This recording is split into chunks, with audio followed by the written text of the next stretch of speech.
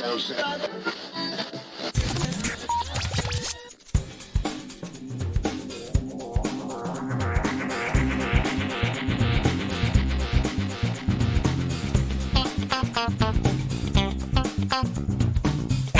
welcome to episode 339 of Geektown Radio. I am back this week with... To Infinity and Beyond! Matt, how are you doing? I'm very good, David. How are you? I'm very good, thanks. It's been a couple of weeks since you've been on. What have you been up to? Oh, and happy birthday as well, because it was your birthday yesterday. Well, for those listening, it would be 2 days ago. Yes. So thank you very much for that. So a big Star Wars game came out in the form of Lego. Yes. And if some of you are thinking like, oh, another Lego game, you just smash stuff up and move on. This is really, really different. It's still like the core of the same thing, but they've really changed a lot of like the gameplay systems, and the actual perspective has changed. It's now actually like a third person over the shoulder shooter game, which is good. So you got like a 360 degree camera and stuff, because opposed to the other games where you had, I think, like a fixed camera and that sort of thing. Combat is completely different. There's different sort of lightsaber boss battles, and you can do blocking things, and you can hit with your lightsaber and jump around and throw your lightsaber as well. There's sections in the game where you know, when you destroy a bunch of stuff and then you can build like the next thing you need to click on.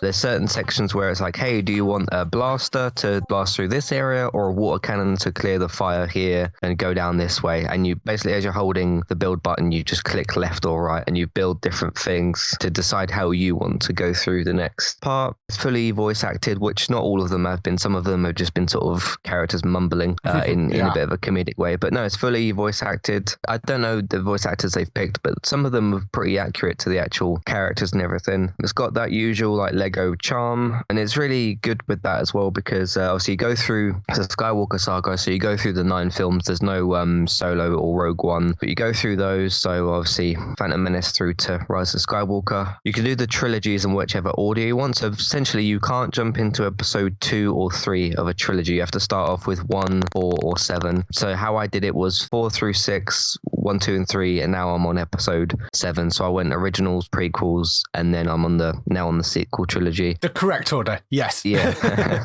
Right, with the release order. And yeah, that's kind of how the story's supposed to play out, isn't it? Especially with the whole Darth Vader stuff and all that kind of thing. Otherwise you get things like the other way around. The whole I'm your father thing doesn't really quite carry the same effect otherwise, because you kind of would already know.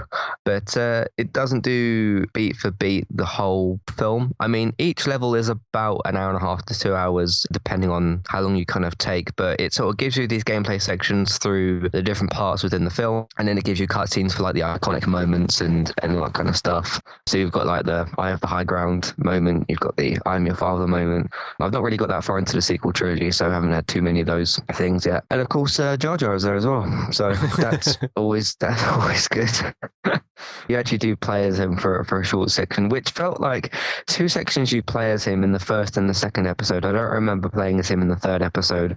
The parts that you do in those 2 episodes, especially the second one, feels a little bit like trolling, but I took it as being that's fine, because it's a Lego game and it's all fun and everything. Because there's literally a section in the second episode, Attack of the Clones, where do you remember those slingshot things they used in the droid battle? Yeah. You go around this really small little area and you pick up 20 of those balls, so that you actually go over to the slingshot and you put them in there, which is in like the next part. But yeah, I felt a little bit like they were maybe trolling, but it was all good fun. But it takes some of the more iconic moments and throws a bit of comedy on there, but it doesn't sort of ruin those big moments. Yeah, it's pretty well written in that case.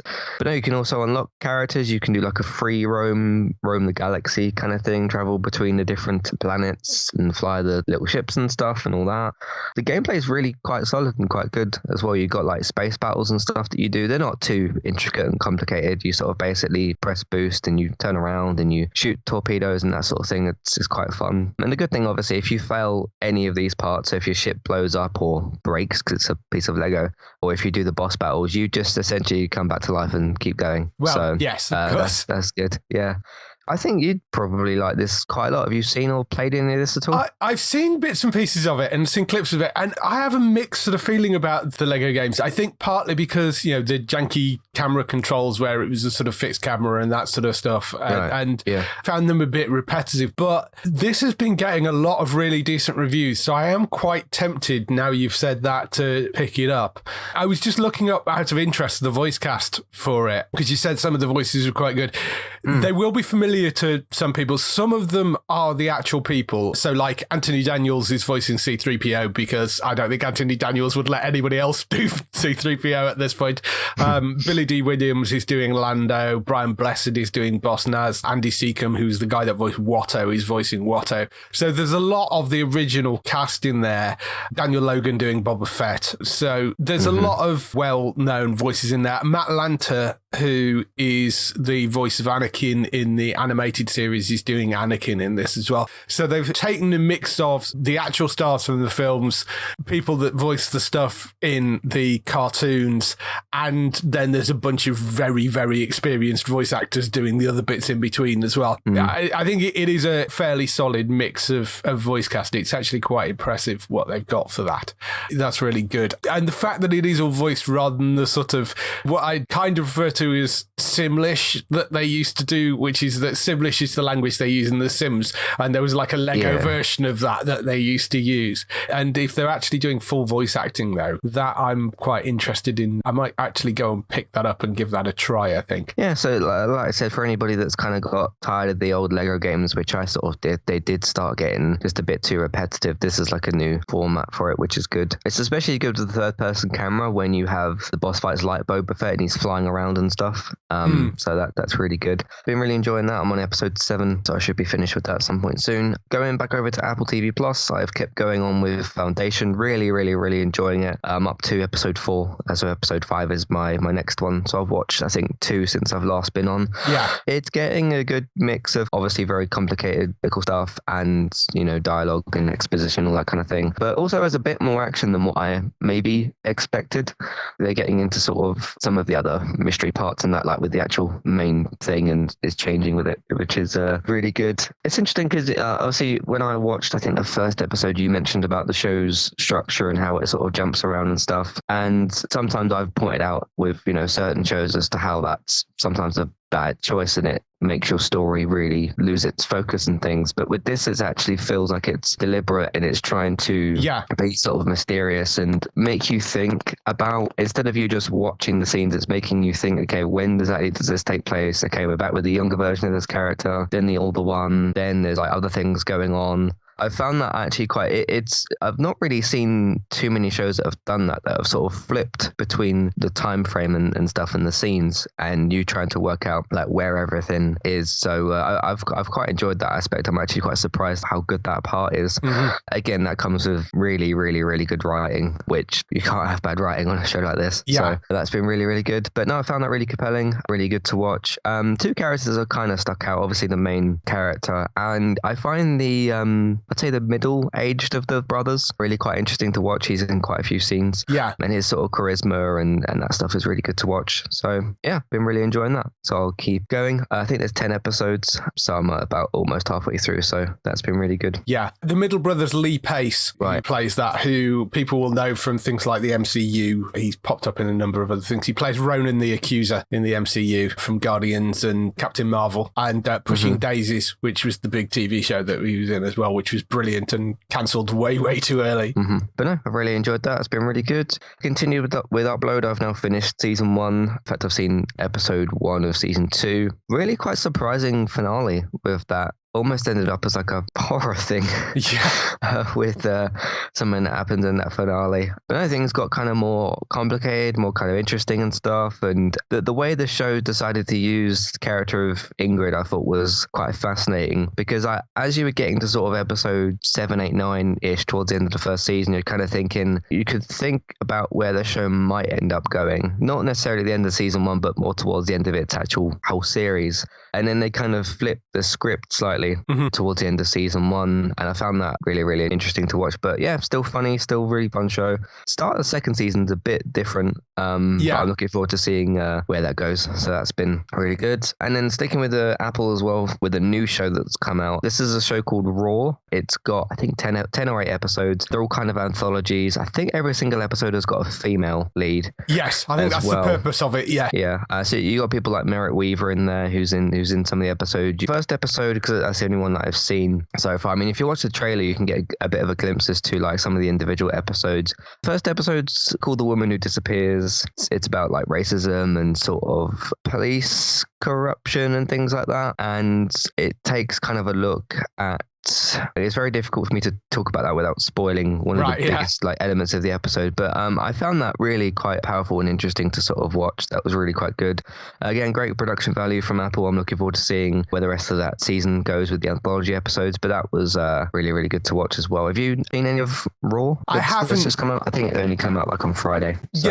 No, I haven't actually got to it yet. There is a good cast. It's SRA in the first episode, Nicole Kidman's the second episode, Betty Gilpin. You've got Merritt Weaver, as you mentioned, in there as well. You've got Alison Brie in there. You've got Mira Sayal. There's a really solid cast for that. Oh, well, Melina pops up in one of the episodes as well. So it's an anthology thing, isn't it? So every episode is slightly different. Each story is a collection of women's experiences and how women navigate through others' perceptions as well as their own. So it is very heavily female focused. They're describing it as darkly comic feminist fables is how it's described. So I really like the sound of that. It's from, I think, the showrunners that did Glow. I think so. Yeah, I think it might be from them. Yeah, obviously they're not working on Glow anymore. Much to the annoyance of everybody that was a fan of Glow. Yes. So that gives you sort of some idea of the feel of it, that type of stuff. So that's very cool. But no, I'm looking forward to going back to those. I think they're all like 30-minute sort of anthology episodes. So first episode was that really good. So that's what I've been up to, David. How about yourself? A few things, obviously, this week. Walking Dead had its second part finale, which we covered quite extensively over on Walking Dead UK podcast. So if you want to know more about that, then you can go and listen to that over on Entertainment Talk. But solid finale for the second part. We've got the third part. There is a date I've seen floating around, but I can't actually confirm it, saying it's going to be like 2nd of October. I saw somebody saying that as well, but AMC themselves haven't. So. Yeah, I don't know where that date's come from because I can't confirm it anywhere. I mean, they are right. It is going to be around that sort of time, but it's going to be sort of late September, early October probably. And that will be the final, 8 episodes, isn't it, for the last bit? Yeah. So there's that. But Better Call Saul starts as well, which I think will have gone out by the time the show goes up. So we'll talk a bit about that. Yes, I think so. Over on, we're now doing the Better Call Saul podcast, so that will be over on Entertainment Talk as well, but I'm sure I'll mention that a bit next week. In other shows that I've gone back to, Severance, which I watched the first episode of, really, really loved, and then there was a big delay before I managed to get back round to watching the rest of it, but now I've got some other stuff out of the way. I've managed to actually sit down and focus on it. I'm on to the 7th episode now. This is the Apple TV Plus series where the essential premise of it is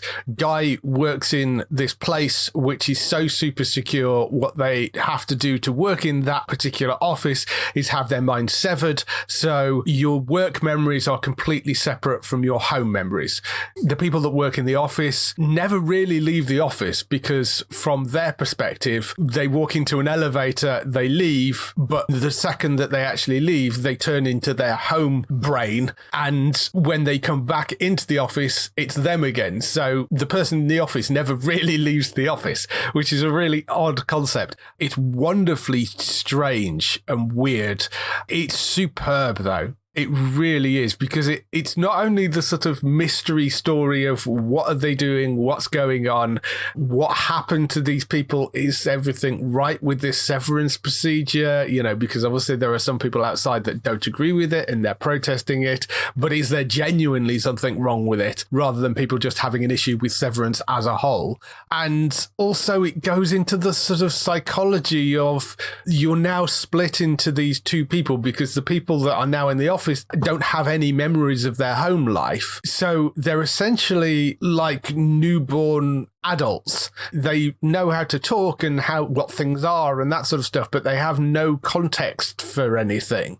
And as far as they're concerned, they don't sleep because they never really leave the office. They're aware of what's going on, and they're aware that their brains has been severed, so they know that there is what they sort of an outie and an innie is how they sort of refer them. They know there is an outside version of themselves who is essentially in control of their existence, but they don't know anything about that person. So they don't know whether the person's at home is married or whether they have children or, what they do on their downtime. They have no clue. It's just a really interesting, odd concept for a TV series, but it's so brilliantly put together. There is a twist at the end of the episode, which, to be fair, I'd guessed part of that twist. I don't want to say what it is because, but I guessed part of what that twist was coming because I think they'd kind of made it fairly obvious that was going to be it, but I hadn't quite guessed the whole full extent of it. Those cliffhangers in those last 3 episodes are painful. Yeah. Especially the last episode. But no, obviously I've talked about it on here a bunch of times. I did my season 1 review recently, so I really, really enjoyed that. That was a bit of a different sort of show for me to talk about as well. That was good. One of my favourite elements about the show, I think, just like with Lost, is the numbers, I think, as well. Because obviously you had the hatch in Lost, which the numbers there weren't as much of a mystery as they are here. Yeah. But still, it's got that kind of element to it, which is good. Yes. So I've got 2 more episodes, 2 more episodes to go of that because it's 9 episodes for the first season, isn't it? So yeah, 2 more episodes to go in that, but I'm really looking forward to watching the rest of it. The other thing that returned this week, Doctor Who with Legends of the Sea Devils, which was a one-off special. It's the penultimate thing for Jodie Whittaker and Chris Chibnall. The episode was written by somebody called Ella Road and Chris Chibnall. Ella Road is actually mainly a stage plays and stuff, but they wrote it. It's obviously Jodie back as the 13th Doctor, Mandip Gill and John Bishop back as the 2 companions. Where do you start with this? I mean, it's nice to have Was it good, bad? Not great, I think, is probably the... okay. I mean, I hate to be negative about stuff, but it's really not very well structured at all. And I wish Jodie was staying around a bit longer because I love to see Russell T Davies writing for her. And it's such a shame that she's not going to have the opportunity to do a show with a decent writer attached to it. And Chris Chibnall is I don't know what's happened to him, but it's this thing where Doctor Who seems to be a very difficult thing to get right. Russell T Davies seemed to nail it, whereas Chris Chibnall struggled, Stephen Moffat struggled in places. Chibnall just doesn't seem to understand Doctor Who particularly well, which is really weird. Mm-hmm. I mean, the episode itself, it reintroduces the Sea Devils, which we haven't seen since, I think, John Pertwee's era was the last time that they showed up. So it was nice to have a classic creature back. The design of the creatures, they've pretty much kept the same as the sort of originals. They actually did, that was an active consideration rather than doing a sort of overall redesign of them. They've actually pretty much kept the kind of iconic look of them and then just updated them slightly so they look a little bit more animated, because obviously when we saw them before they were basically big papier-mâché heads. But they've done a decent job with updating those in terms of the visual looks. I don't know whether that ate up most of the budget because the special effects are a bit all over the place on this episode, which, I mean, it's fine. It's Doctor Who. If the special effects are a little janky in places, that's okay. But there was noticeably not great in places in this, which is a bit of a problem. Overall, though, the plotting was a bit all over the place. There was talk of the fact that this was quite a difficult episode to kind of film and put together, and maybe they hadn't completed the script when they started, and it sort of shows. Okay. There feels like there are bits of the story which are missing, and so much exposition of the characters saying what's going on screen when we're seeing what's going on screen. You're like, there was a comment I saw on Reddit of somebody going, are they trying to save money on the audio descriptive? It's so nice for deaf people because they don't need to turn the audio descriptive on, because the characters are literally doing the plot exposition direct into the camera to explaining what's going on when we're actually sat watching it on screen. I don't know, the dialogue's just very clunky. It's very by the numbers in terms of, Doctor turns up somewhere where she's overshot where she's supposed to be, so they're not quite where they're meant to be. Then something happens, the Sea Devils appear, Doctor has to save the world, and end. It's sort of fairly standard by the numbers kind of Doctor Who plot, and the bits in between just don't fill it out particularly well. There are large chunks where you're like, well, how did they get from there to there? And that doesn't really make any sense. And sometimes you can get away with that, and sometimes you'll let it pass. But it happens so much in this episode that you're like, hang on a minute. No, you can't do that. That doesn't work. Not really impressed. The most exciting thing for me in the episode was the teaser that they did for Jodie's and Chris's final episode, which is due sometime in the autumn. We don't know exactly when yet. Mainly because it introduces two of the old companions are coming back. There was a tease at the end of that, which means I think it's Ace and Tegan they're bringing back for the last one, who were Peter Davison, Colin Baker era, and Ace was Sylvester McCoy era. So I'm kind of interested to see what they do with that. And they teased the Master coming back, and there were Daleks and Cybermen. So it's sort of one of the ones. The Master again? Yeah, and Daleks and Cybermen. They've basically just thrown all the old things in for the final run. There's good ways you can bring characters back, and your audience can go, "Oh my god, that character's back." And then there's times where you could bring a character back, and you go, "Oh, it's that person again." Yeah. I mean, I don't have like full context for what's going on. I haven't seen the episode, but I can't remember which season it was. I think it was the end of Jodie's first season, maybe. And I remember they brought the Master back, and I was like, oh, it's this character again, even though they were back for one episode, I think. So with something like Doctor Who, where you've got kind of two audiences, because BBC are trying to make this family friendly and stuff, so that it's that fun, sci-fi adventure for all the family. And then you've got your adults that you're writing for, which is a tricky thing to do when you've got kids that won't necessarily always want to sit through like explaining things and all that kind of stuff. It's interesting the way that you're describing it and how you're talking about, I suppose, the writing qualities and how not fun it seems like this was. Yeah. Because I went and saw Sonic 2 on Friday, which I reviewed and really, really loved. And that does kind of the better version of this, where instead of trying to be too serious and trying to explain all the lore and everything like that, it just tries to have fun. And there's some elements of it that don't work, but you kind of look at some of those elements and think, okay, that's the part that's for kids that you should just accept, and they're not going to always be for you. But then there's the other parts that are just the pure, it's Sonic, you want to just go in and just have a good time and have fun. Doctor Who, I would say, is more capable of being more serious, maybe. Yes. But from the sounds of things, it should try to do what Sonic is doing, which is try to just be a bit more just fun. I think the balancing act is the fact that, yes, you're right. Yeah. It needs to be a sort of family-friendly show. And I don't think he's ever really found the tone properly.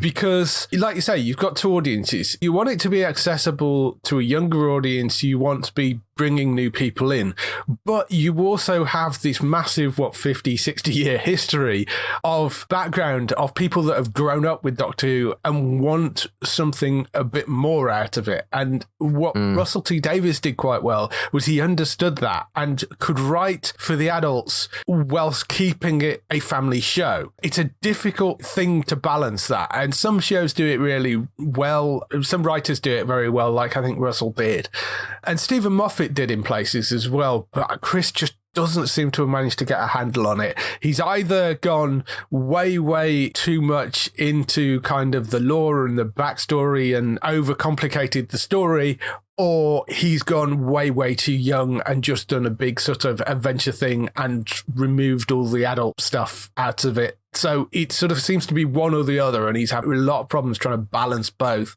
We'll see what the final outing for the two of them comes like. And then, of course, Russell T Davies comes back with a new Doctor who we still don't know who that is yet. We've got to get an announcement at some point, presumably before the last episode comes out in the autumn, but we'll see. It does feel a little bit like with Jodie, you've kind of wasted the opportunity there slightly. Because I think there was was it season 10 and 11, and then we had the 6 other episodes, and then this one. I think that's what we've had so far. Yeah. And I kind of remember one of the seasons improved over the other one, but it still just felt like too little, sort of too late. Yeah. Which it does now. So kind of disappointing. Yeah. I do wish Jodie had somebody better writing for her, because I think she's great. And And they've also got this weird love story going on between 13th Doctor and Yaz. And I don't think that's really kind of working. And we've had sort of love stories between the Doctors and companions before, obviously, Rose. But again, I don't think they've quite grasped it properly, and Jodie's explanation of the sort of unrequited love thing wasn't, I don't know, some of the dialogue just doesn't work. Is Yaz Mandip Gill? Yes. Okay. Just the dialogue isn't really working between the two of them, because they have a sort of heart-to-heart thing this week about why the Doctor doesn't feel like she can have a relationship with her, but it's very clunky in the way it's explained, and the whole thing just very clunky, not very well put together, writing all over the place, plot all over the place. It's not good. Really not good, unfortunately. So yes, one more outing to come, which will be in the autumn, and then we get Russell T Davies back and a new Doctor, and we'll see where that goes. When do you think the new one will be announced? Wouldn't surprise me if it's over the summer at some point. Okay. Because I know they filmed Jodie's bit of the regeneration sequence. I don't know whether they filmed the new Doctor coming in, so I don't know whether they've actually picked anybody yet. Because they may have just filmed like Jodie's exit bit and then not filmed the new actor yet. So I don't know whether they've actually found somebody or not, but I suspect that announcement will come over the summer, or come towards the end of the summer before this last episode goes out, which is supposed to be autumn at some point. So one other thing I watched this week, a stand-up comedy special, but this one particularly is so interesting and well done. It's a guy called Jerrod Carmichael, who isn't a comedian I particularly knew very well. He has been in a number of things. He was in the Neighbours films that starred Seth Rogen and Zac Efron. He was in a couple of those. He was in The Disaster Artist. I think he's on SNL. He had a thing called The Carmichael Show as well. But I don't particularly know him, but I'd heard a lot of things said about this special. The special is called Jerrod Carmichael Rothaniel. It's on Now TV. It's on Sky Comedy, I think it went out on. So you can find it on your Sky box. It's a HBO comedy special. It's an hour long. Like all comedy specials, it's a guy sat in a club talking to a bunch of people. It's a weird thing to say for a comedy special, but it's beautifully shot. It's actually shot and edited by Bo Burnham, who I'm a huge fan of. If you've not seen Bo Burnham Inside, which was the Netflix special that Bo did, it is a masterpiece of work, that, and he ended up editing and directing this as well. Weird thing to say for a comedy special that it is well directed, well edited, but it is. The unique thing about this is he's talking about secrets, and he's talking about his father and the number of secrets that his father had, and how he kept a lot of the family in the dark, and how he discovered what his father's secrets were. And also, once he gets into the show, says, I've got a secret as well, which I've not told anybody and I kept from my family. I wouldn't say what it is, because it has been in a lot of the news and stuff. He comes out as gay on the show, and this is the first time he'd said it publicly. It's really interesting how the show is structured, because it's him sort of telling stories rather than it being kind of set up gag. It's him telling this sort of story, and it's funny and it's interesting. And, like I say, he started off talking about sort of some of the secrets of his father and his family, and then comes into this bit and talks about coming out to his family and coming out to his friends, and now coming out in public for the first time. It then almost turns into a sort of discussion with the audience. And so you have some of the audience members asking him questions and he's answering them. And it is still funny. He's still making jokes, but it's not like a normal sort of pre-written set. He's very much kind of thinking of this as it goes along. So it is a little bit more of a kind of conversation, and it's just fascinating watching him answer this stuff and coming up with it. And you're seeing him do it there, And there are interesting odd bits of silence in there when he's thinking of things, and where they do camera pans across the audience. And I don't know, it's a really intriguing bit of work. Very, very different for the comedy special, but well worth going to check out. And as I say, it's called Jerrod Carmichael Rothaniel. It's available on Now. It's available on Sky On Demand as well. So I would urge you to go and check that out, because it is really interesting, as well as being incredibly funny. family. The stories that he's telling about his family are brilliant and really entertaining. But overall, it's just got something deeper going on in there as well. And really, really, really interesting and well worth going to watch. Yeah, I don't particularly know this person. I did look up an image of them just in case it was one of those people that, you know, I recognize the face but not the name. Yeah. Obviously, in terms of coming out and that sort of thing, that was a very brave way to do it. And I do applaud this person for doing that because obviously I know what that can be like. Yeah. Not in the same situation. I didn't go on a stage and do that. But yeah, I did all the podcasts, but different kind of thing. But yeah, I know what that can be like, especially when you don't tell anyone for way too long and it builds up and builds up. So credit to him for doing that. I wish them all the best. It'd be interesting to hear your take on it. It is worth going to watch that. What is it on, did you say? It's on now and Sky On Demand as well, because it's a HBO special, so it went out on Sky Comedy. So I don't know how long it'll be available on there for, but it is worth going to look up, definitely. Okay. I'll try and watch that before the next Geektown. Jerrod Carmichael Rothaniel, it is called. So that's all the stuff we've been doing this week. Let's move on to some TV and film news. We begin the TV and film news with the renewals, cancellations and pickups. There aren't really any sort of straight up cancellations this week, but as we're mid to late April and we're heading towards what we refer to as the TV bloodbath, which is the traditional cancellations renewals at the end of April and the start of May before all the upfronts and they announce all their new stuff, I thought it would be good to go through a little sort of pre-match roundup, essentially a sort of pre-bloodbath roundup of where things seem to be standing right now in terms of shows. So there is a bunch of things that have already been renewed, which is good. We're only dealing with the main networks as well. So this is the main big 5 US networks rather than AMC and HBO and all the cable channels and that stuff. Right. So ABC have renewed Blackish for a final season, Grey's Anatomy, Station 19, The Rookie and Abbott's Elementary. We know all those are coming back. Over on CBS, they've done the entire NCIS franchise. CSI Vegas is coming back for another season, which we haven't had yet, although I suspect that may turn up on Paramount Plus. Young Sheldon, The Neighborhood, Bob Hart's Ashola, Ghosts, which is the US version of the British TV show, which apparently has been done really, really well. It's got, I can't remember the woman's name, but the lead from iZombie is the female lead in that. Rose McIver. Yes, she's the lead in that. Apparently that's been quite good. And I can see her working in that sort of show as well. There are trailers floating around for it, but I haven't actually managed to see an episode of it. And SWAT has also been renewed. Bull is, I think, currently airing its final season as well, because they announced that that would be the final season. So those are all the CBS renewals. So there's quite a lot there.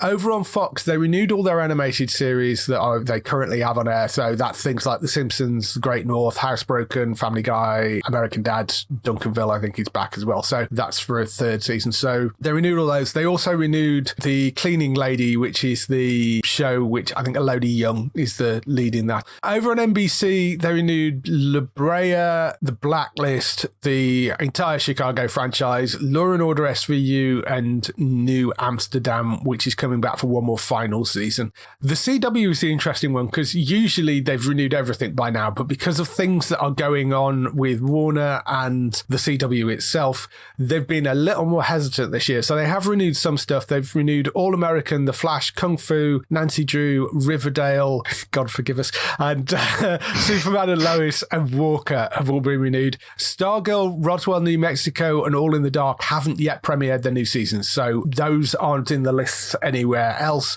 but we wouldn't expect them to be because they haven't aired their current seasons yet. A couple of things that have already been cancelled. The Big Leap on Fox, I think that went out on Disney Plus over here, and Ordinary Joe on NBC has also been cancelled. So there aren't that many straight up cancellations recently, but those were the two latest ones. What we're going to do now is look at how safe the other things are and where they kind of sit in the bubble list. Bubble being something we refer to as being a 50-50 on the bubble of whether it will get renewed or not.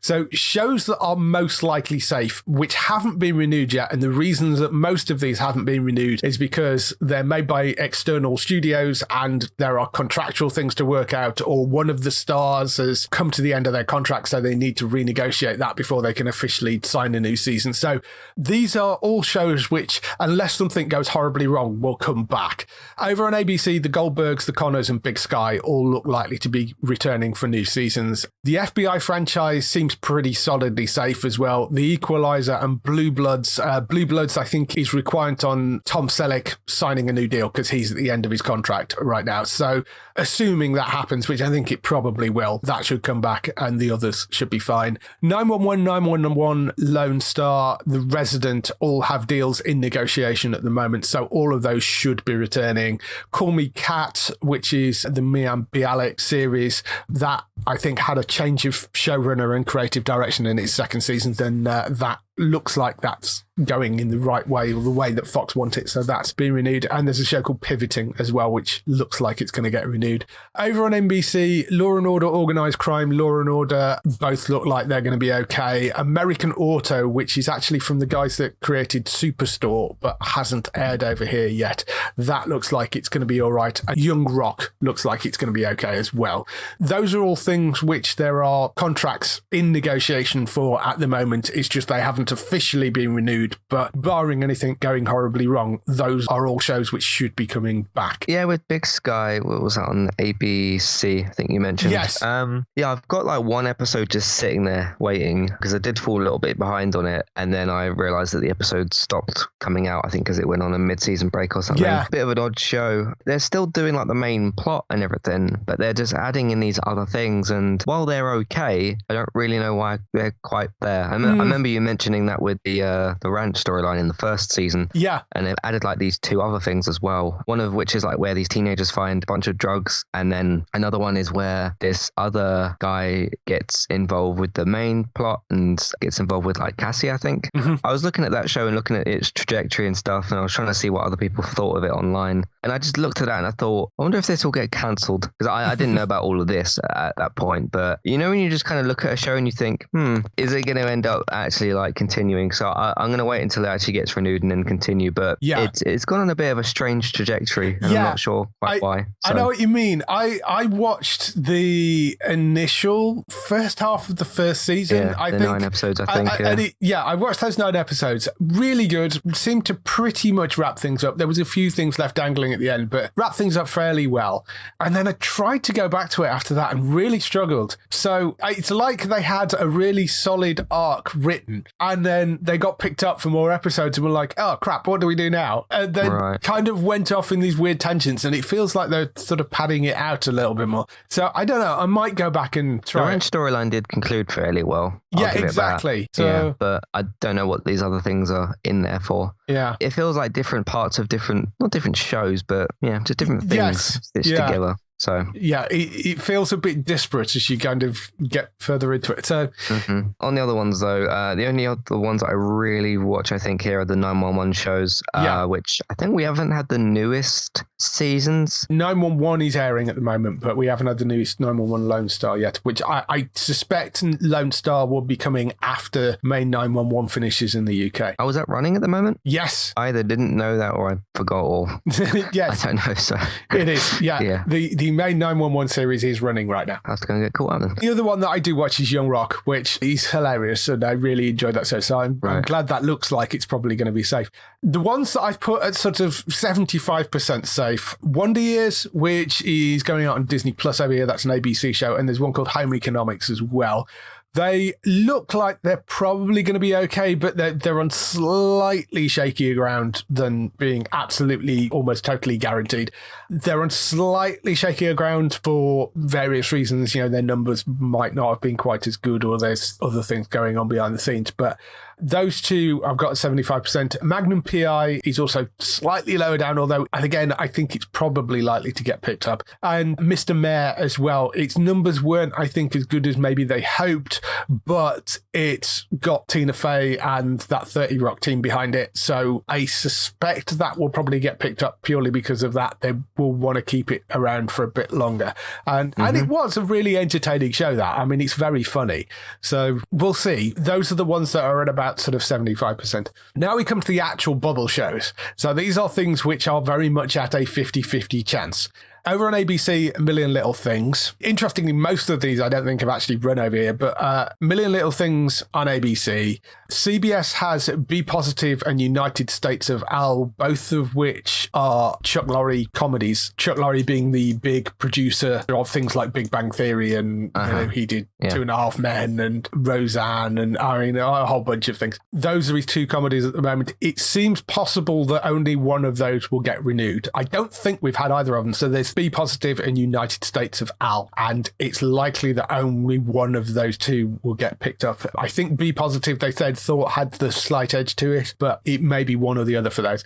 Over on Fox, there's a thing called Our Kind of People, which is looking like it may or may not come back. Over on NBC, they have Grand Crew and Keenan, which both seem to be on shaky ground.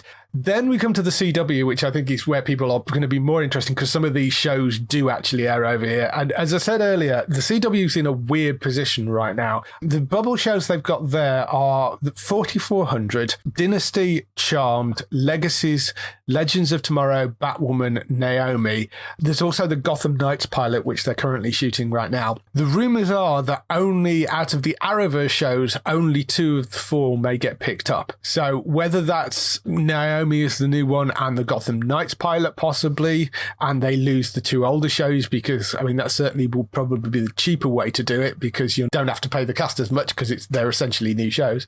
I don't know. Under normal circumstances, what would usually happen is Mark Pedowitz, who is the current president of CW, would say, okay, we'll renew Legends for a final season and give them a proper send-off. The problem is that the CW is potentially up for sale because we've talked about this before, but the CW is owned by a mixture of CBS or Paramount as they are now and WB or WB Discovery as they are now. So there are a lot of changes going on behind the scenes, and those two companies have basically said we don't really need the CW as a channel anymore because we've all got our own streaming services, and the CW as a channel never actually make any money. What they made money from was making shows for the CW and then selling them to people like streaming services and internationally.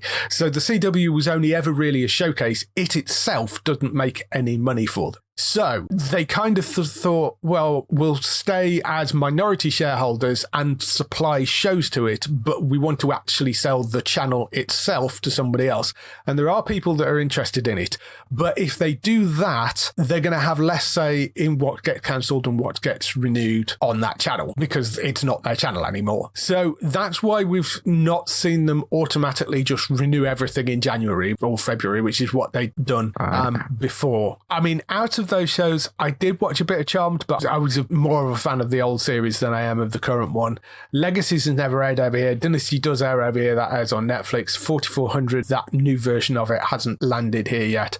Legends, Batwoman, both air here. Naomi hasn't. And then there's the Gotham Knights pilot. I hope they give Legends a final send-off if they're going to do that. I'm less concerned with Batwoman. I don't know about Naomi because I haven't seen it, and who knows with the Gotham Knights pilot. There's only one person I follow on Twitter that talks about Naomi. Right. That's pretty much it. Obviously, we're in those spaces where we follow DC conversation and that sort of thing. And people talk about Flash and Superman, Lois, and sometimes Batwoman and stuff. Obviously, Batwoman's, I think, finished its season. But there's literally one person I follow on Twitter. And every now and then Twitter will sort of show you this person's tweeting about a topic that you like, but you don't follow them as a follower suggestion. But even in those spaces, I still just don't see anybody talking about Naomi, which goes to speak about the lack of buzz around it, I suppose. I did manage to watch the first 2 episodes, and I just fell off of it. The way that they were telling the story was very, really slow and really quite sort of strange, but it just didn't click with me really at all.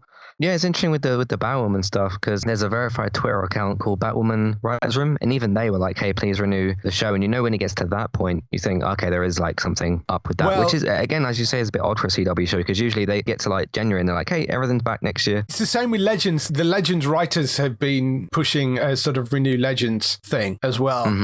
Clearly they are very much bubble shows this year. I hope that they give them some form of send-off because they've never actually just straight up cancelled an Arrowverse show. They've always given them, even if it's a shortened run, they've always given them the last few episodes to tie things off. So we'll see. But I mean, the other change, of course, is the fact that Warner Brothers have now merged into Warner Brothers Discovery. So there's a lot of changes going on at a higher corporate level. And they're talking about what they're going to be doing moving forward. There's been sort of some chat about what they're going to do with the DC properties. They're more talking about film, but it does relate to the TV thing because DC overall has been very mishandled. You know, you look at how conjoined and how well structured the Marvel stuff generally is at this point, whereas DC is all over the place, both in the film universe and the TV universe. And I think what they're trying to do is what you kind of think they should have done 5 years ago, which is find somebody that can be that one unifying head in the same way that Kevin Feige is for Marvel, and find somebody that can go, okay, this is the route we're going down, and plow a solid track for them to follow of... Make a plan. Yeah, and actually make a plan. Which they had one in 2016. They just threw it in the bin. Yeah, because they get worried of like, oh, this didn't go exactly how we wanted it, therefore let's throw everything away. They messed Justice League up and then they're like, nope, we're just throwing this arc in the bin. Obviously, they revisit the Snyder Cut, but in different circumstances. Yeah. But yeah, because if you look at the slate that we've got now as opposed to the one that we were going to get, it's like completely different. So yeah, it'd be interesting to see what happens with DC over the next 6 months to a year, or maybe probably even longer than that. Yeah. So we've just got to see what happens when they sort all that stuff out, because we have got a bunch of disjointed TV shows and movies and coming in. So who knows? We'll wait and see with that. I mean, as with all of these, they have to make a decision at some point, kind of by the end of May, even if they don't do it before the upfronts. By the end of May, you've got to give some indication one way or the other, really, because if these shows are coming back, they need time to write stuff and put sets together and all that sort of thing so they can start filming over the summer. So you kind of need to let them know by the end of May, one way or another, whether they're coming back. So we should know fairly soon, even if we don't know by the start of May before the upfronts. There are a couple of other shows. These haven't aired over here, but there is one called The Endgame, which is on NBC. There's one called Good Sam on CBS, which are on very shaky ground. And there's one called Queens, which is on ABC, which is almost definitely cancelled. So those are the only shows that are on even more shaky ground, but I don't think any of those have aired over here. That's where we really stand with things right now. As I said, the upfronts, I think, start in early May, and then they'll move through the first sort of few weeks of May. That's usually the end of April. So over the next couple of weeks, we'll start to get more cancellations come in. So keep an eye on the site. I will be posting things as we get cancellations and renewals. Yep. There have been a couple of renewals this week. Amy Schumer's Life and Beth, which is a Hulu series, which I don't think has landed on Disney Plus over here. I'm not sure. But Life and Beth, that's been renewed for a second season by Hulu. And there is a series called Making the Cut, which I think is a reality series, possibly, but that's season 3 that's got renewed for Amazon as well. Over in pickups and other news, there is a comedy called Man vs. Bee, which stars Rowan Atkinson, which is starting on Friday, the 24th of June on Netflix. Pretty much is what it says on the title. It is a man who is at war with a bee. Sounds a bit like the Walter White Fly episode of Breaking Bad. Breaking Bad spin-off, yeah. Yes, but obviously, I mean, Rowan Atkinson, kind of known as the sort of Mr. Bean, and obviously Blackadder, but it sounds like it's almost Mr. Bean. And if anybody remembers Johnny English. Yes, and Johnny English. So pretty good. This has got a lot of the Johnny English team actually working behind it, but I don't know whether it is going to be him doing silent comedy again, which is essentially what Mr. Bean was. But it certainly reads that way. It's basically man at war with a bee that is annoying him. 6 or 8 episodes and they're only 10 minutes long, so it's a short form series. That is going to be coming on Friday the 24th of June onto Netflix. Interesting that that's a show and not a film, so you got like a bit more time there. It's probably about the same length of a film, just chopped into 10-minute chunks by the sounds of it. Right. So yes, there's that. Channel 4 has ordered the Horn Section TV show, which is it's described as a 6-part scripted comedy series. It's written by and starring Alex Horn, who, apart from being the creator of Taskmaster, which is what he's known for, he also has the Horn Section Band, which has been on The Last Leg a number of times. You'll know who they are. They are doing some sort of scripted comedy series. It sounds like it's almost a little bit chat showy, a bit more in the vein of something like the Kumar's chat show, where there is a kind of sitcom-y premise to it, but it's a chat show thing as well. It's a bit difficult to gauge from the description, but that sort of feels like what it probably is. So it's got sort of scripted comedy elements, but chat show stuff going on as well. So we'll see, but they've ordered that anyway. I think they piloted that last year. BBC has picked up the second run rights to the critically acclaimed series Tokyo Vice, which actually hasn't gone out yet. It's a HBO Max series. Stars Play have the first run rights, so I think it comes out in May on Stars Play UK. And then some point after that, BBC have picked up the second run rights, so they will be running it, presumably BBC Two, over there later in the year. That's quite good that the BBC have gone in for that, because it has got some critical acclaim to it, that show. American Horror Story, for those of you that were missing it and wanting to catch up, all 10 seasons of it will be available from Wednesday the 27th of April on Disney+. I think season 9 and 10 were on there, but they've now added the rest of them. Or they will be adding the rest of them from the 27th of April. So if you want to catch up with American Horror Story, it's all on there. Where's season 11? We haven't heard anything about it. No, which, I mean, is not uncommon, but I suspect at the upfronts we may get an announcement about season 11, like a title possibly. Right.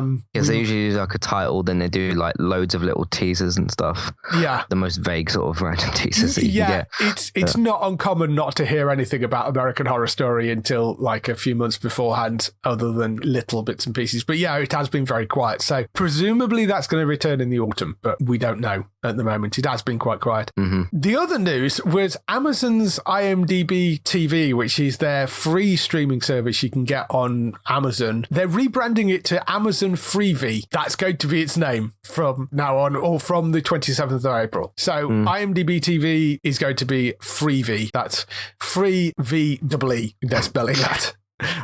Why? I don't know. My guess is that they were having problems convincing people that it was a free streaming service. So calling it Freevee, and the fact that it's Amazon Freevee tells you where it is and tells you that it's free and separates it from Prime Video. Weirdly, we were asked not to call Amazon Prime Video, just Prime Video, but this we're told to call Amazon Freevee. So they've attached the Amazon name to the free service, but not to the Prime Video service, which is weird. But anyway, just call it like IMDb Plus or something. Everybody's doing that. So. Well, yeah, but I think, like I say, I think the reason that they've renamed it is because they want to put free in there somewhere. Interestingly, when they launched it, I think it was called IMDb TV Free Dive, and that's just too long. Yeah, I think partly too long, and putting dive in the name, I think, has negative connotations of sort of this place is a dive bar, kind of has negative connotations. So that only lasted about 3 months before somebody just said that's a really bad name, and they changed it to IMDb TV. So I think we need new people in charge of naming things. Yes, I think we do. But yes, Amazon Freevee, IMDb TV is what's going to be called. And I mean, they've got some decent stuff on there. They've got a bunch of original things. The Bosch Legacy series, which is, I think, actually going to be the first show to launch with the Freevee brand. They did that spin-off from Leverage. Don't they have the Alex Rider show? I know that's on all four as well. Yeah, they also had Alex Rider. There's a Star Trek documentary thing that they put on there recently. There's a whole bunch of like old box sets and bits and pieces, and it is completely free. You just need an Amazon account to go on, but you don't need an Amazon Prime account. You just need a normal free Amazon account to be able to go on and use that service. That's what it's going to be called from the 27th of April, apparently. Moving on to other news stories, HBO Max has ordered a new series called The Dead Boy Detectives. It's based on the Neil Gaiman DC Comics characters. I think they started out in Sandman, actually, but they're technically part of the whole DC world thing. Dead Boy Detectives is a fresh take on a ghost story that explores loss, grief, and death through the lens of Edwin Payne and Charles Rowland, two dead British teenagers and their very alive friend Crystal Palace. It's a lot like a vintage detective series, only darker and on acid, is the way it's described. It's from Steve Yockey, who was Emmy nominated for season 1 of The Flight Attendant, which is a brilliant series. Dead Boy Detectives also reteams him with Jeremy Carver, who is the showrunner on Doom Patrol. The duo also previously worked together on Supernatural, so I mean they're no strangers to like dark, weird, spooky TV shows. Sure. Yockley said, I've been obsessed with this comic for a long time, so it's a true passion project, and Jeremy, Belanti Productions, DC, WB TV, HBO, they all encouraged me to run with every wild, bizarre and unsettling choice, and the result's going to be really dark fun. So Yockley has written the pilot episode and will serve as showrunner. He is going to be exec producing with Carver, who, as I say, is involved in Doom Patrol and Supernatural. It's the Belantiverse series as well, because it's basically people that are involved in Doom Patrol. These characters did actually show up in an episode of Doom Patrol, but the actors that are playing it in this version are going to be different to the actors that played it in the Doom Patrol version. I don't know why that is. I don't know whether that was just they couldn't get the same people or what, but it's going to be different people playing the three main characters, none of which I were familiar with. They're all relatively new faces. So I like them when they showed up in, it was one episode of Doom Patrol they showed up in. Yockey was the writer of that episode, so he got to kind of play around with it there. But it sounds like it's going to be very much in that sort of weird, over-the-top Doom Patrol kind of vein, which I'm okay with. I like that universe. I like the weird strangeness that they're doing with Doom Patrol. This could be kind of interesting, setting up a kind of ghost story type of thing in there. I did want to see a bit more of them. I kind of hoped they were going to stay around for a bit longer in Doom Patrol, so I'm quite glad they've picked up their own series for this. Okay. Was it like a cameo to make you aware of these people, or like? Yeah, it was basically, there is an episode of Doom Patrol where they need to go to the underworld for something, and they get in touch with the Dead Boy Detectives, and they turn up at the Doom Patrol mansion and find a way of guiding them into the underworld. So it was sort of a cameo for that one episode where they introduced the characters. And I don't know whether that was sort of done as a intentional to see how they played, or whether they had this in mind or not. But yeah, I'm kind of glad that they are doing this, because I think it's a slightly more interesting off-the-world separate thing, because it's that sort of Sandman, Neil Gaiman kind of imprinty stuff rather than being full-blown mainstream DC. So yeah, sounds kind of interesting. We'll see how it obviously plays out on that, but I don't know these characters or whatever. No. I've only seen the pilot episode of Doom Patrol. Yeah. See how this works out. I'm quite interested by this. Plus the fact that you've got people that are involved in Supernatural behind it, as well as people that are involved in Doom Patrol behind it. I think that's a really nice some good mix. CVs there. Yes, there are some good CVs, and it is Belanti as well. It's the production behind it. They've done a decent job with the Doom Patrol series. It's wonderfully bonkers and over the top. So I like the sound of that. I think that's going to be interesting. It's a HBO Max series in the US, so could end up anywhere in the UK. But I mean, there is a fair chance that Amazon will probably go for it, because they are the people, or is it Starsplay that's got Doom Patrol over? I can't remember, but yeah, chances are it's going to be probably one of those streaming services that will go for it. Over on to other casting news. The Witcher announced 4 new cast members for the 3rd season, one of which names is very familiar, particularly as you've been watching quite a lot recently, because it's Robbie Amell. So Robbie Amell from Upload and of course The Flash and Code 8, he's going to be playing Gallatin, apparently is the character's name. I don't know the book, so that may be one familiar to people if you... I'm not sure who that is either. Yeah. A born fighter, Gallatin leads an army of guerrilla warriors fighting on behalf of Nilfgaard. Unafraid to speak the truth, Gallatin's loyalty to his people ultimately leads him on a collision course with Francesca over Power, best known for his work on The Flash and in Upload and in Code 8. Code 8 was really good as well. But yeah, I never saw that. I think it's on Netflix. It's worth looking for. That's the one that he did with Stephen, wasn't it? Stephen, yes, his cousin. Cool. Yes. He's one of the new characters. Menga Zan is another one who was in Shang-Chi and the Legend of the Ten Rings. She plays Milva, a human adopted by dryads and the Brooklyn Forest. Milva is a fierce and talented huntress. Exact archery skills coupled with stone-cold aptitude for survival make her a formidable adversary in the unforgiving continent. Those that cross her do so at their peril. You've got Hugh Skinner, who was in Fleabag and Mamma Mia, Here We Go Again. He's going to play Prince Vadaloid. That name I vaguely remember from the video games, I think. Royal playboy and younger brother to King Vizimir, Radovid finds himself suddenly a man on the inside of Redanian intelligence. With his good looks and often drunken charm, Radovid surprises with how inclusive he can be in matters of politics, but it's all a game until somebody gets hurt. So he sounds like he's going to be quite a fun character to see. And Christelle Elwyn is Mistel. She is from Bleeding Bloods, apparently. You might know from that. But Mistel is a member of the Rats, a gang of misfit teenagers who steal from the rich and give to themselves and sometimes the poor. She is street hard suspicious of everyone and out for revenge until a chance meeting that will change everything. So those are the 4 new characters. I think for the second season of The Witcher, they went slightly off-piste away from the books, and apparently they're back more in the books for the third season from what they've been saying and the things I've been reading about it. Henry Cavill obviously back as Geralt. Yennefer's back in there, Freya Allen as Ciri.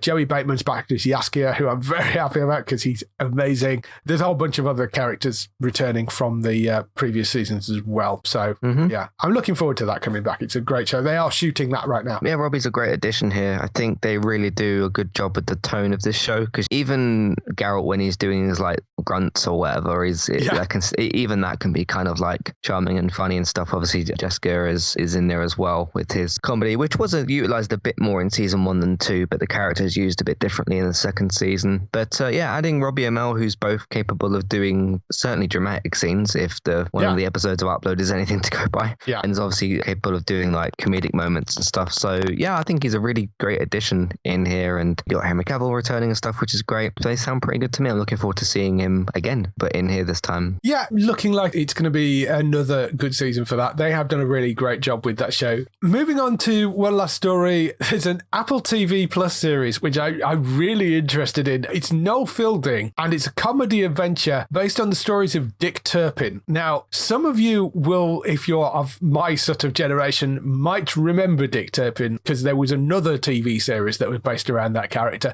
For the rest of you, Noel Fielding takes the leading role of Dick Turpin, the legendary British highwayman. In this irreverent retelling, Dick is the most famous but least likely of highway robbers, whose success is defined mostly by his charm, showmanship, and great hair. Together with his gang of lovable rogues, Dick rides the highs and lows of celebrity and does what he can to escape the clutches of the thief-taker general.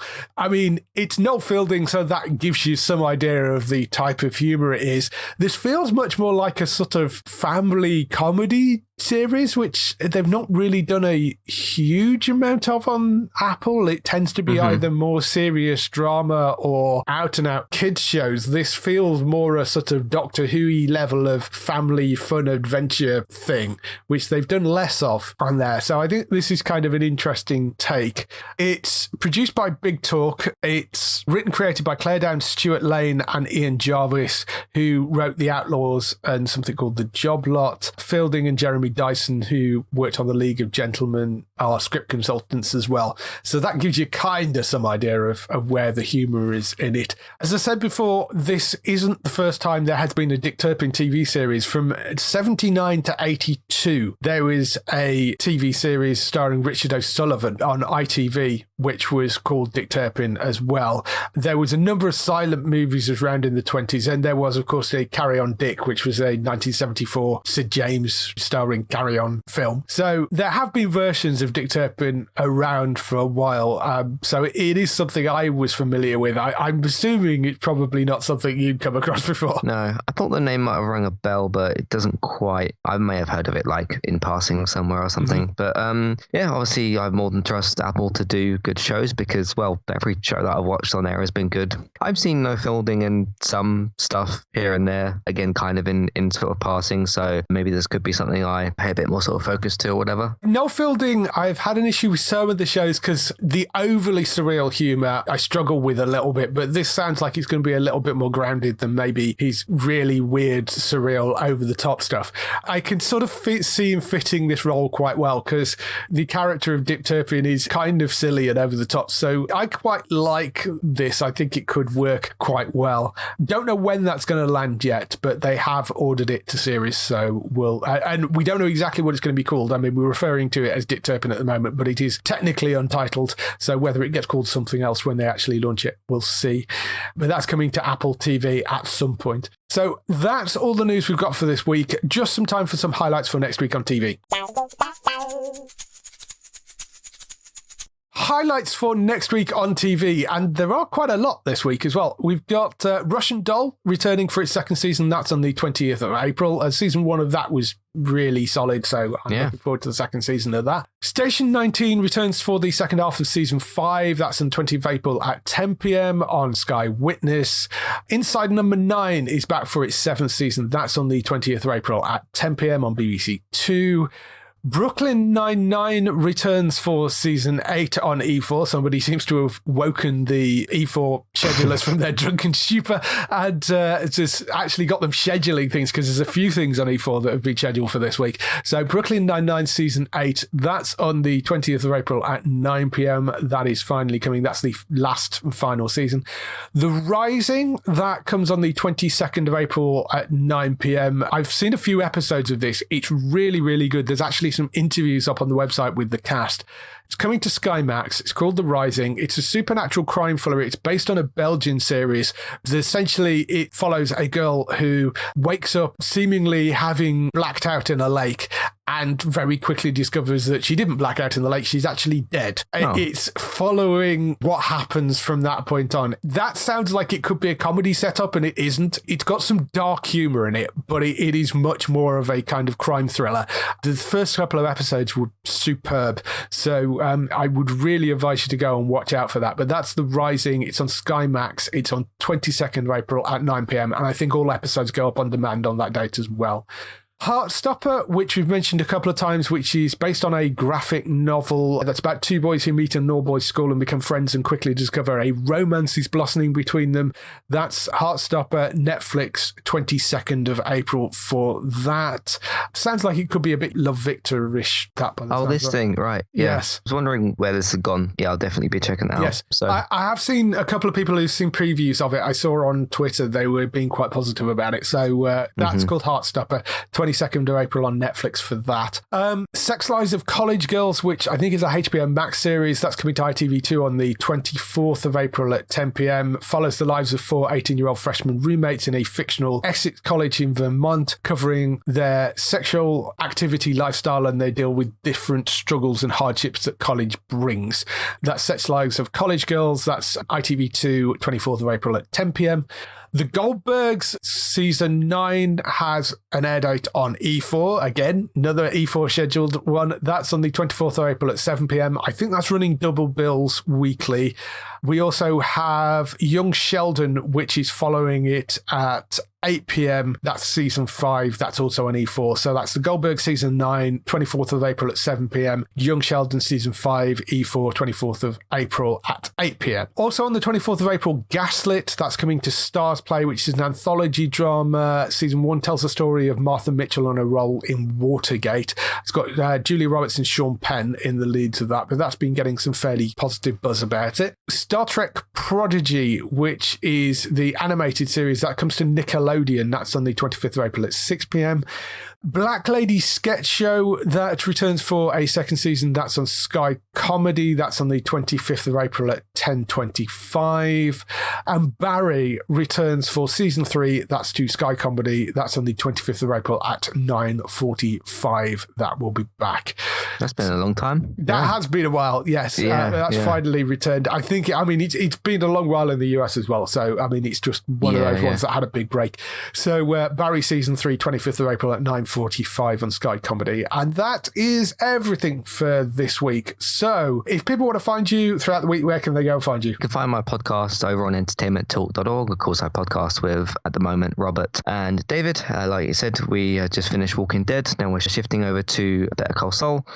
Me and Robert are still doing the gaming podcast and things, so go and have a look at those. I did a podcast on the whole Warner Brothers merger thing, going through the Variety article, so pointing out the good signs and the bad signs, or the whatever's going on with that. As I said, reviewed Sonic 2 recently, and just a whole bunch of TV, games, films, May Night podcasts. We've got Liverpool on Tuesday, so that'll be fun. So we'll see how that goes.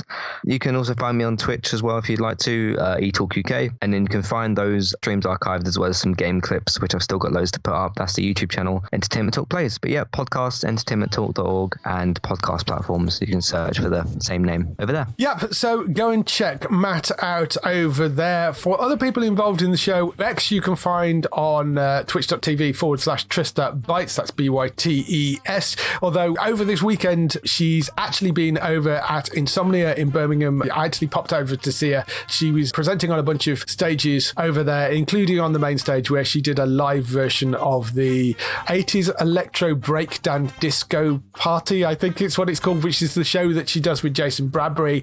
They did a live stage version of that, which was brilliant. They are talking about getting some video and stuff of that live stage show and putting it up somewhere, so that hopefully you'll be able to go and watch. She will be back next week to doing her regular streams and stuff, but that's on twitch.tv/Trista Bytes. Daryl you can go and find on HollywoodNorthNews.net for all those TV series that you love which are shot in Canada. For us, you can visit the website at geektown.co.uk throughout the week and see all the latest air date information. If you want to get in touch with your questions or comments, email us on podcast@geektown.co.uk. Leave a message on the website post, find us at Geektown on Twitter, on Facebook at facebook.com/Geektown, on YouTube at youtube.com/Geektown, and on Instagram at Geektown UK. That is everything. We shall see you next week. Bye-bye. Bye-bye.